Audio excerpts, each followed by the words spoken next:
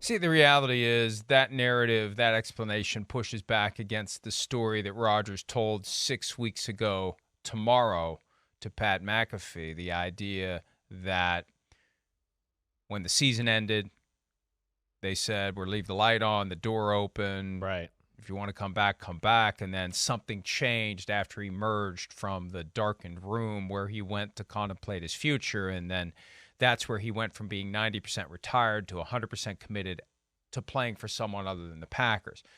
The logic fell apart primarily when Rodgers later said in that same interview, he got some messages during the season. Whoa. Wait a minute. That cuts against your idea that they still had the red carpet rolled out for you. And then Gutekunst saying, I tried to talk to the guy repeatedly after the season and he wouldn't return my calls. That cuts against this idea that in Rodgers' mind, everything was fine pre-dark room retreat. And then when he emerges, he starts catching wind that they were trying to trade him. It just makes the logic of that suggestion fall apart. And again, this is part of the myth making. This is part of the BS that gets put out there to make a story fit a narrative that's more compelling. Hey, guys, I was just going to retire. This isn't my fault. This is your fault. I was just going to walk away. Don't blame me that I'm playing for the Jets.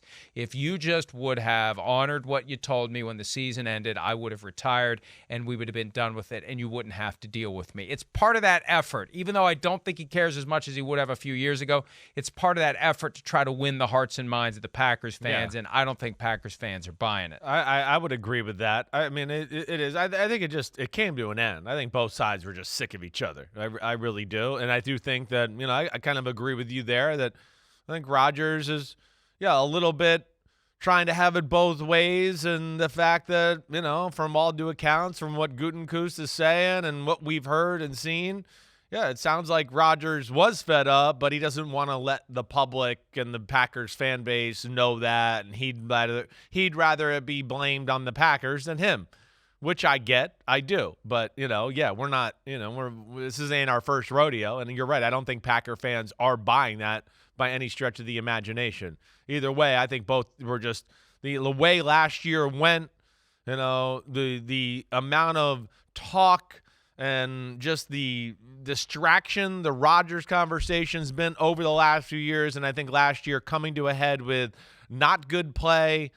Some problems with the football team, blowing leads, not making the playoffs, that was it. They had enough, and I don't know what conversation would have really happened or what would have really helped anything in this whole matter anyways, because I just get the feel that both had enough, and they threw their hands in the air and said, see you later. And when we rewind 3 years to the 2020 draft, the virtual draft, in which the Packers wanted Justin Jefferson. The Vikings took him. Then they wanted Brandon Ayuk, but the 49ers traded up and got him. The 49ers' plan C wasn't some other receiver. It was trade up and take Jordan Love. That was when the fuse was lit. And as it burned for 3 years, look at what they got. MVP performance in 2020. MVP performance in 2021, regression in 22, and the opening they wanted to rip the baton from Aaron Rodgers' hand and give it to Jordan Love, and on the way out the door, 42nd overall pick, 13th pick instead of 15th pick in round one, a round one pick next year if he plays in 11 games. Pretty good deal for the Green Bay Packers. Yeah, they didn't win a Super Bowl along the way, but guess what? Only one team does each year if you didn't know that. The other teams still have to find a way to operate and thrive. And I think all in all, for the past 3 years for the Green Bay Packers, even though it was a headache at times, pain in the butt at times, worked out pretty well. Yeah. And now they start the Jordan Love tenure, and they hope that they can do something that I don't think any other franchise has done. Back to back to back. High-end future Hall of Fame quarterbacks. Of course, it's all up to Jordan Love at this point. Yeah. But they've set the table. They're making the transition. They did exactly with Love what they did with Rodgers. Draft him in round one in the 20s, sit him for 3 years, and then off we go, and let's see what happens. And Jordan Love's going to have the chance now to do it. Yeah, it's awesome. I'm happy for Jordan Love. I can certainly say that. That's all behind him now, and he can just focus on playing football. Hopefully they can get him a little more help in the draft. And that's where I know we have that in common because, man, that poor guy got put in a tough situation here the last few years. And you're right. I mean, it's not the worst. It's, of course, not bad for the Packers. It's not, But at the same time, what I will say, too, is like, and this is a Mike Florioism here. I'm going to your world here. Yeah, I know. And they made it good to now make the next run to be relevant, Mike, so they can be relevant. The context of the matter is you had 2 of maybe the 5 greatest quarterbacks in the history of football, and you went to the Super Bowl twice in 20 years because you never go all in. We're always worried about planning 7 years down the road. And, we're going to plan so we can be in the conversation 4 years from now instead of just having an owner or somebody go, you know what, we're ready. Our quarterback's unstoppable. If we just give him a little help, we're going to win the Super Bowl. No, we're going to draft and develop. We're never going to trade. We're never going to make a trade. We're never going to do anything. And then we're never going to draft anybody that really helps the quarterback out. We're going to ask him to carry the freaking team.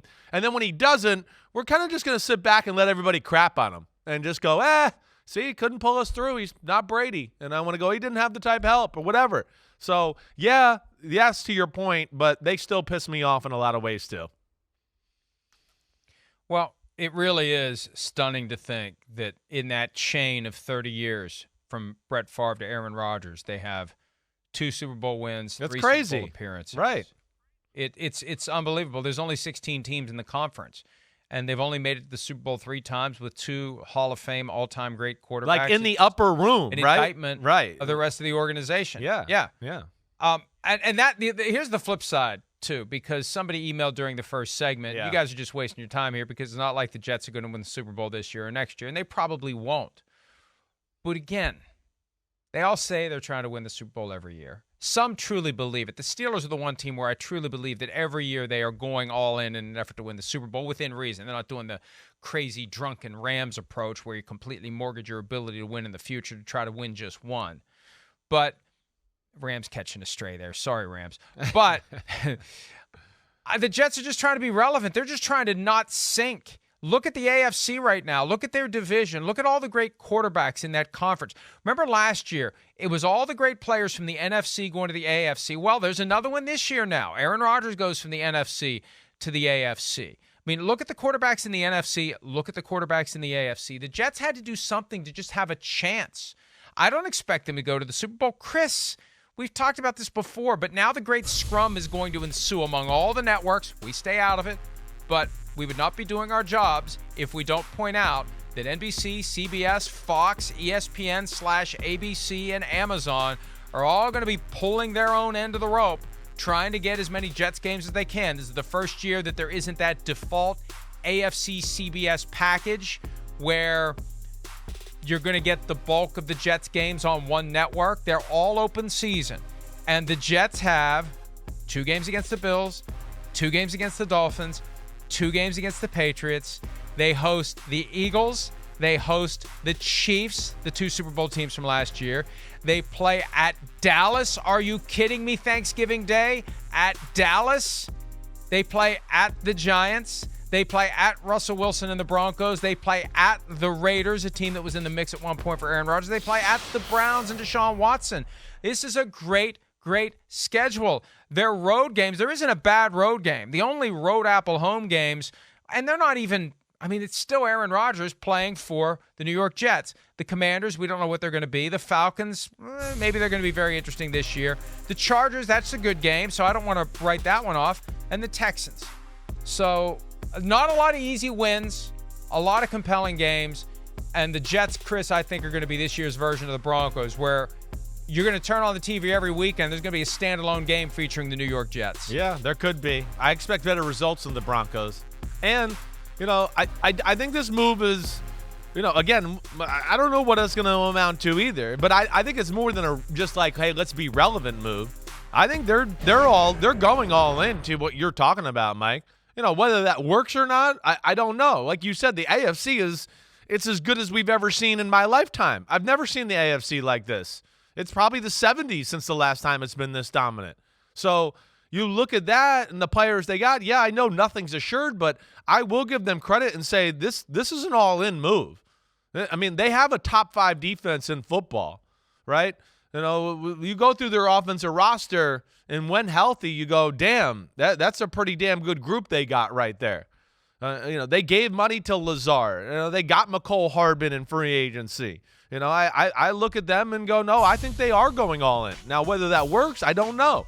Their division's maybe the toughest in football, and like you said, the conference is brutal. But I will give them respect for, pulling the trigger and making a move, and maybe that's why also they, paid a little more than they should have to make it happen, because I think they look at themselves and say, damn, we're ready. Let's make this go right now and strike. Well, and they won't have to give up any draft pick compensation for Randall Cobb or Mercedes Lewis, the likely next 2 additions to the New York Jets. On the Cobb issue, that's something else that Gutekunst was asked about yesterday. Hi, it's Mike Florio. Thanks for watching PFT on YouTube. Hit subscribe for the latest news and analysis from Pro Football Talk.